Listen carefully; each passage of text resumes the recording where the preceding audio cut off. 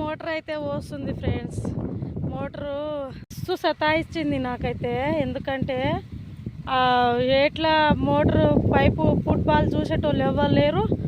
నేనైతే దిగి నీళ్ళు తేవడము పోయడము ఇదే 2 గంటలు జరిగింది ఫ్రెండ్స్. ఇక నా బాడీలో ఉన్నంత శక్తిని మొత్తం ఉపయోగించిన నాలాగా కోసం ఇంకెవరికి రావద్దు అని అనుకుంటాను నేను. ఎందుకంటే చాలామంది నాకంటే ఎక్కువగా ఎంతోమంది ఆడపిల్లలు దేశంలో కష్టపడేటోళ్ళు ఉన్నారు.